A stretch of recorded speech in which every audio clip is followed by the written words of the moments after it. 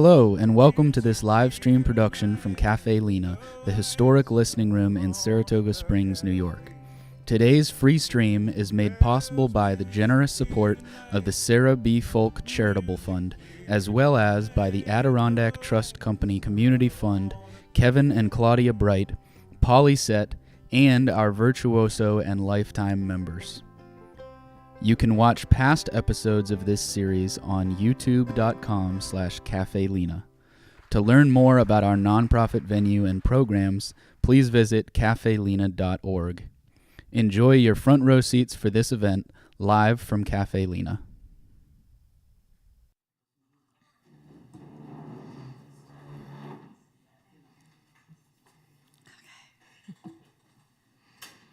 Okay, good afternoon, everybody, and welcome to Cafe Lena. Welcome to our Art of Community series. This is a monthly series, and we are supported in doing this by the Saratoga Chamber of Commerce, as well as by the Adirondack Trust Company Community Fund, and we thank them for their support so that we can create a whole series of videos that lives on Cafe Lena's YouTube channel that includes conversations with nonprofit leaders from around the area. We call that the impact sector, the social impact sector.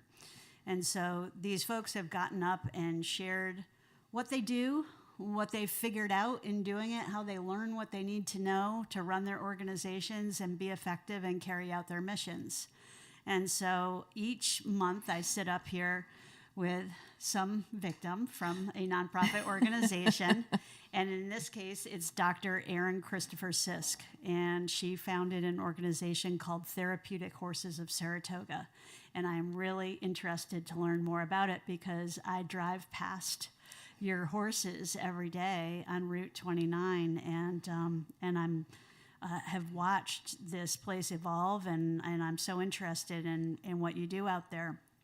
Before we get started, I would love to just know what other nonprofits are represented in the room today. So you're from Therapeutic Horses, right? And are you from a nonprofit organization? Nope, just curious, and that's wonderful. And Hope Animal Rescue. Opera Saratoga. Yep, Opera Saratoga, great. Visiting, all right, great. I'm a volunteer with the THS. Okay, great. Another horse person, good.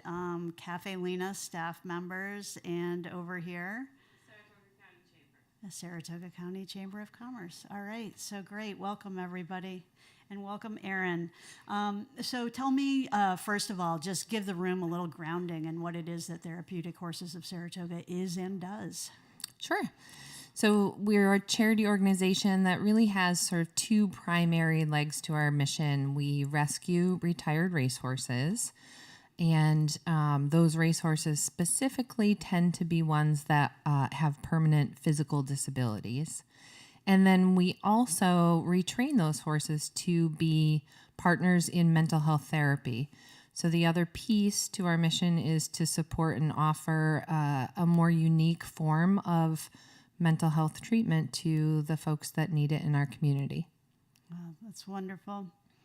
I'm going to want to ask a few more questions about that, but let me just start with this. So you've had a career as a psychologist for years, and now it seems like you're trying something new, and you're doing it as a nonprofit organization. Correct. So how did you get the idea of forming a nonprofit organization? Where did that come from? Is that something that you wanted to do for a long time? Why did you go in that direction? It was really just sort of evolved out of a recognition of need in our community and in the racing industry. I can't say that I, had a dream to start a nonprofit organization. It wasn't really something I ever considered until there was sort of right in front of me a recognition that these needs existed in our community. My husband and I purchased racehorses with our neighbor back in 2004 or 5, and when those horses couldn't race anymore, we were shocked to find there wasn't any real rehoming option for them. And they at the time weren't permanently disabled. There just wasn't much out there. So with that and the fact that I had used animals in my work in the past prior to that, I decided to try to fold in the horses into the mental health care that I was offering. And then over time, in addition, just the recognition that mental health care needed to evolve into other alternative options besides just sitting, on the couch, so that people could engage in whatever way was right for them.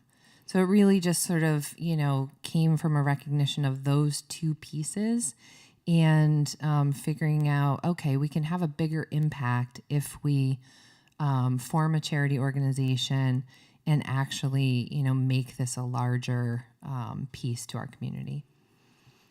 So say a little bit more about, you said you've used animals in your therapeutic practice in the past. Talk more about that and about horses in particular. So many years ago, I trained my dogs, a golden retriever and a black lab, to assist me in the mental health care that I was offering. And I think it's more commonly understood, the benefits of engaging with an animal while also working on mental health care. And so it was sort of a natural leap to try and use a retired racehorse similarly. So all those years ago, there really wasn't a lot of organization around or really an understanding of equine assisted mental health care. It wasn't really a thing. People, I think, thought I was maybe needing some mental health care because I was trying to use a horse. So that, but out west, there was some people, using that form of care, kind of tinkering around with how the benefits might help people. And so just using those similar principles of, connecting with an animal, and the soothing qualities that an animal can have started to have some really notable benefits for the folks that I was working with. Now today, it's a much better understood form of care. There's research to support it. There's, we're starting to see very clear treatment modalities in ways to use the horses. But horses are sort of even a whole nother beneficial level to therapy, in addition to what a dog could do. So it sounds like you're saying that there are ways that animals maybe kind of open people up. Yes. That it's hard to do with just a person. What is that? What does that look like? Like somebody comes over to the farm. Sure. When someone comes to the farm, usually they are greeted by dogs and cats that are, also their own version of therapy for folks.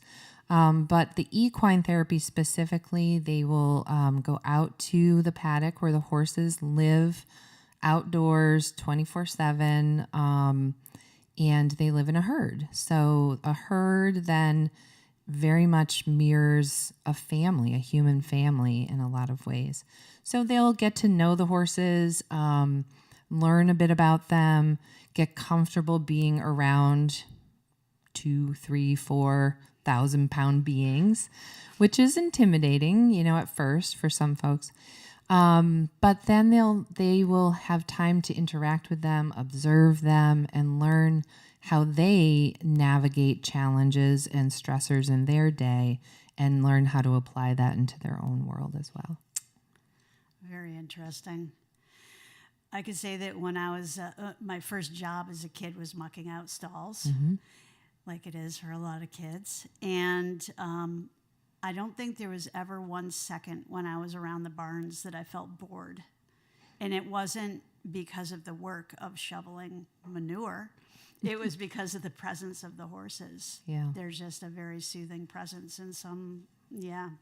Yeah, and there's interesting research out there now that shows some of the reasons why horses have that impact on us. There's an electromagnetic field around our heart and theirs that can actually sync when we are around them. They also have an impact on our brain waves and our brain activity. So they're starting to learn more about why we get that really amazing feeling being around a horse. That's really interesting. So let's talk a little bit about the kind of almost more like the nuts and bolts of the organization of learning to navigate the nonprofit world and talk about lessons that you might have learned that could apply to really any nonprofit organization. So do you have a staff, it sounds like, or some volunteers? Yeah, we have a small staff. And an amazing team of volunteers that help us with the care of the horses on a regular basis. Great. And so, I mean, you started the organization, right? Yes. Okay. Yeah. So you apply for nonprofit status, and how did you start out? Like, how has this evolved? It evolved from a lot of support within my my mental health practice. Mm-hmm. There were others in the practice who were really interested in bringing this to the community. And so, we sort of just joined forces and started getting the word out as to what we could do. And we started out with just two part-time staff members. In order to afford them, we also had them doing reception work in the practice at the same sort of half and half time, because we couldn't, as a charity, you really have no money when you're starting. So we were creative in the ways that we needed to be. And we had volunteers that stepped up from the community and continue to do so, that were just willing to pitch in and help out with whatever we needed. Mm-hmm. And so this must have just added a lot of excitement and a lot of complexity to your life over the last couple of years. And I always like to ask the question, what's your favorite part of the job? And then what's the part that keeps you up at night? Well, the part that keeps me up at night is the easiest to answer, I think, because there's so many things that are my favorite parts of the job. But and that's funding, I can see the potential. I want therapeutic horses to be as impactful as it possibly can be. And there's tons of opportunities for us to do that, not just here in New York, but really nationwide. There's opportunities for us to help both the horses and the people in need. So, but at the end of the day, it's, finding ways to keep our programs funded. Let me ask you this. Do you have, when you set out to develop this nonprofit, did you map out on paper, this is the organization, this is what it's going to look like, this is how many people we're going to serve, these are going to be our programs, and we're going to grow into that? Or has it evolved more kind of like organically as opportunities arise? Organically is the nice way to put it, I think, because it was really more winging it, and seeing where this thing could go. But yes, it was not a, we didn't have a formal business plan. We had a desire to help and a lot of motivated people. And we just kind of continued to pick away at figuring it out. And we still do. We're still a fairly young organization. Mm-hmm. And we have a lot of good to do ahead of us. And we're still, day to day figuring out the best way to come at that. So, how do you think that your work through the horses and doing therapy in this way. And if I'm not mistaken, working with veterans and children primarily. Yep. How does this lead toward the kind of world that you want to live in, the kind of community you want to live in? I think, every day we are striving to make somebody's world, somebody's life better. And that's really the core piece that drives me, is that we leave the world in better shape than we found it, with whatever tools we have in whatever way we can. And so, I'm also an animal lover to my core. And so we're also doing that for the equine population at the same time. So for me, it's a win-win. Yeah. Okay. Let me ask you this. What do you think are the biggest challenges that are being faced by the children and the veterans that you serve? And how does what you're doing address that?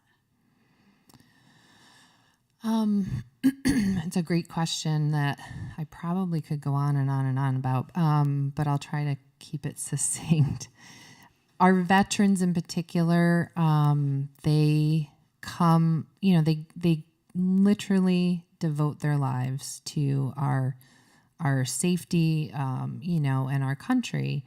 And they come home most of the time with some really significant scars. And they're very difficult, scars to live with, really difficult scars to kind of like come out of their military job and world and plunk back into civilian life.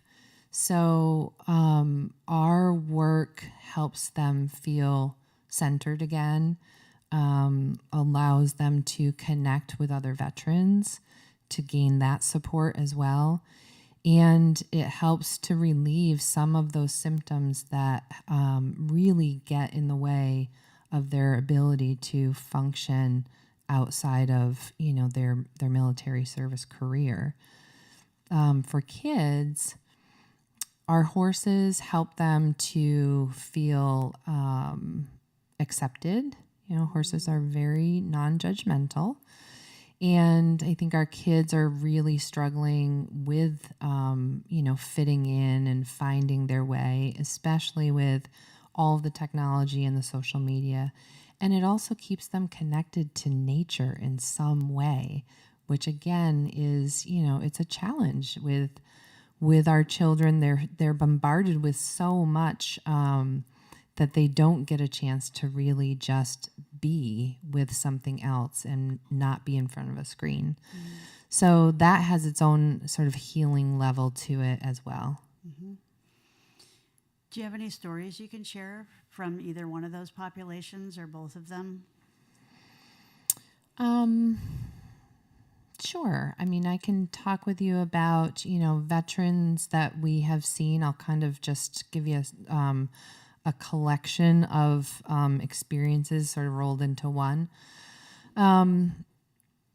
Veterans who have come to us with, not being able to sleep. Their relationship with their spouse is, in a lot of turmoil. Drinking or using drugs on a regular basis to cope with flashbacks and the things that they've had to deal with in combat or just throughout their military career. Coming to the farm and connecting with a horse. Our horses have their own scars. They have emotional scars, sometimes from the racing days. Not all of our horses have been treated well. And they also have physical scars. And so a veteran can really, that resonates with them. Often they have both as well. So connecting with a horse becomes a safe place for them to really experience their emotions again in a way that is productive and helps them deal with the things that they've seen and done. And the horse really becomes their partner. And we see veterans come in and just, they can't wait to, be with their horse again the next week, the next, time that their appointment comes around. And it becomes a really powerful bond that they haven't had in any other facet of their life. Yeah, that's wonderful. How do you deal with a situation in which maybe somebody is getting angry with the horse or frustrated or, that kind of thing? Mm-hmm. That must come up with both kids and adults. Yeah. So what we use in equine assisted mental health therapy is the person's experience as a metaphor for what happens in their day-to-day lives. So what happens in the paddock often is a reflection of what's happening in their life in some capacity. So if they're becoming frustrated with a horse, it's a perfect time for us to step in, help them really sort of tune into what's going on for themselves and how to cope with that. So it's a lot more effective than saying to a child in particular, the next time your best friend makes you angry, you'll notice that you're feeling maybe a little hot and maybe, your head starts to hurt. And when that happens, this is what you'll want to do. It's a lot more effective to have them right in that moment frustrated with a horse so that we can say, okay, what did we talk about doing? Give it a try now. Let's see if it works for you. Mm-hmm. And we're here to help you through that. So that's, it's much more experiential in that way. That's wonderful. Okay, so now I'm going to flip over again to the organizational side and say when you are feeling stress, maybe around the organization, the project, could be around funding, could be anything like that. Talk to me a little bit about, was there ever a moment when you felt like I should not have gotten into this project? This is bigger than I expected. Maybe I should throw in the towel, or, maybe, you're talking about carrying around and exposing yourself on a daily basis to some pretty heavy duty trauma, both on the part of the mm-hmm. animals as well as your clients. And that can be a big burden. So what keeps you going? What keeps you in the game? What keeps you inspired? Mm-hmm. I've had fleeting moments of like, what did I get myself into? For sure. But I can't say that I've ever wanted to throw in the towel, because immediately followed with that is these amazing experiences that come out of being part of a charity organization. Things like our volunteers talking with us about how powerful and comforting and positive their time with us is. That's a whole layer of healing that I never even anticipated would come out of this. And then, people that just express their gratitude for what we do. And then, of course, the horses that, they are, to see them happy and healthy and know that they could have ended up in a really bad situation, but they're fine. They're with us and they're being well cared for. Like those things, fill my heart. Like I can't, that keeps me going every day for sure. So like what you can accomplish offsets what you might want to accomplish but can't quite figure out how to get there yet. Yes, yeah. Absolutely. Yep. And then, of course, the other part of it is just the passion to make a difference and, passion to serve those volunteers and the animals mm-hmm. and the clients can become a 24/7 kind of thing. You take it to bed when you go to sleep at night and you wake up with it first thing in the morning. And how do you keep it from just taking over your whole brain? It did. I don't think it, I don't keep it from doing that. I think that I enjoy that. I enjoy that I don't stop thinking about it very often. It's not to say that I don't ever, but I enjoy the creativity and the challenge of making something that is going to have an impact on the community. Mm-hmm. Mm-hmm. What is something that you wish the world understood about the children and the horses and the veterans that you serve that you think maybe people don't get? I think in terms of the horses, until you experience spending time with a horse, you don't necessarily understand that healing quality that they have to them.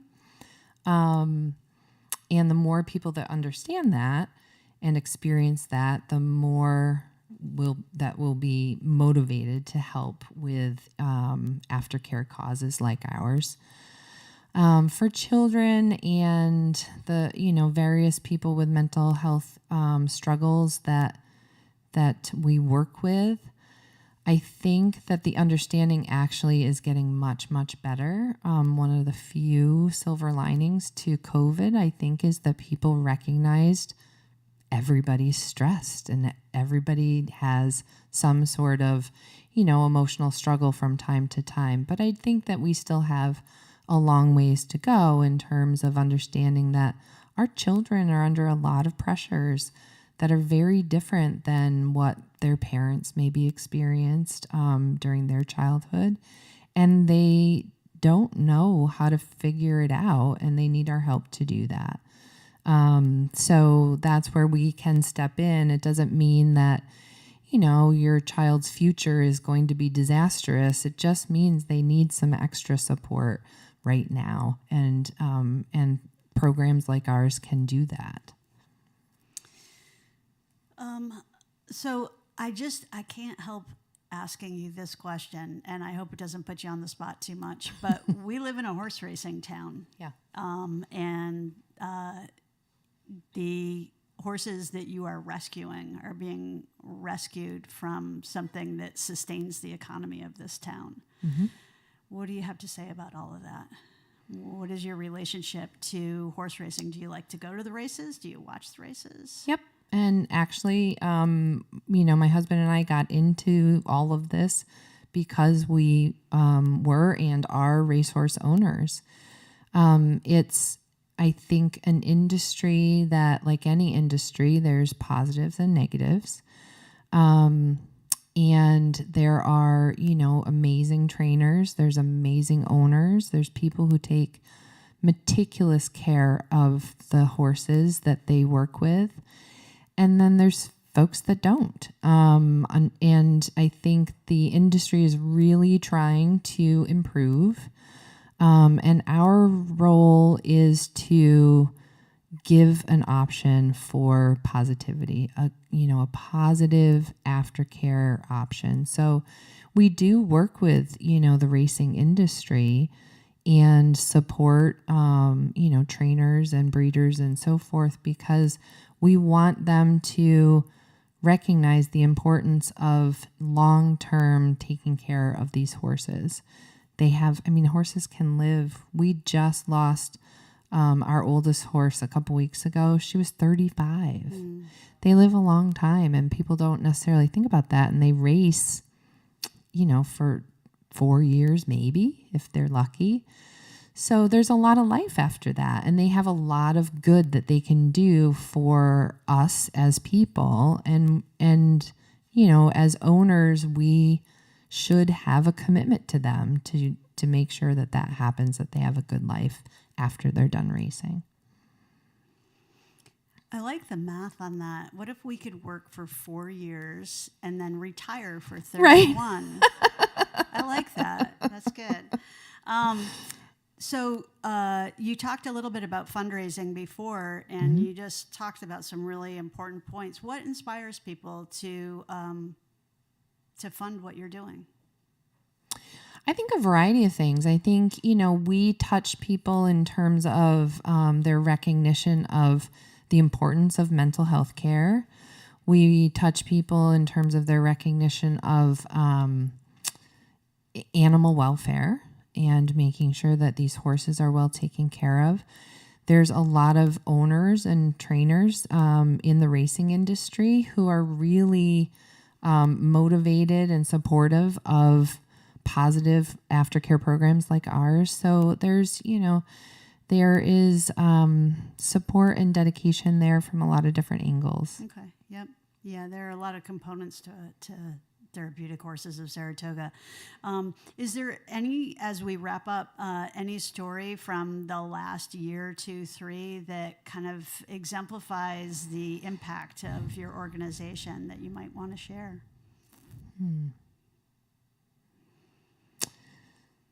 I think some of the, again, it's more of a collective of impact.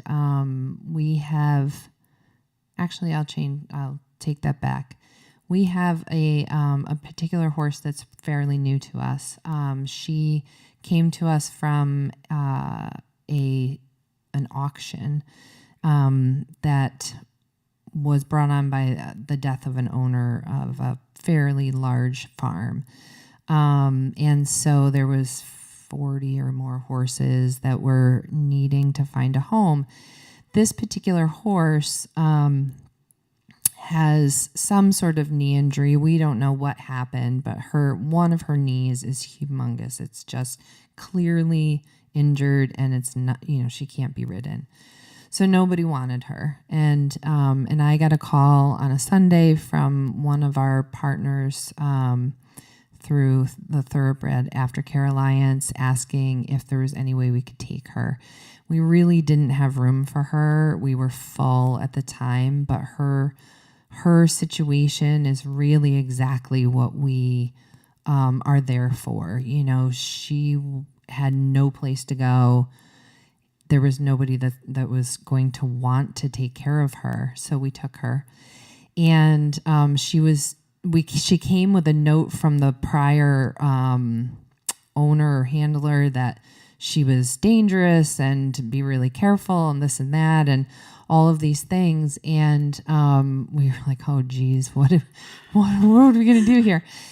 And lo and behold, she came to the farm and just, I think, exhaled. Like she found her safe place.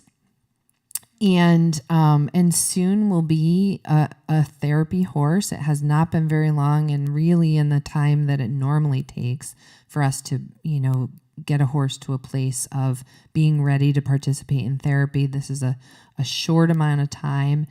And I think she just knew that she had found, her forever home and that she was safe. And now she's, ready to start helping others. And it's just, it's those kinds of situations that make us really, happy about what we do. Yeah, that's wonderful. So I just want to, if there's anybody else in the room who has a question that they'd like to ask Erin, I just want to give you a chance to do that if you have anything that you were burning to say.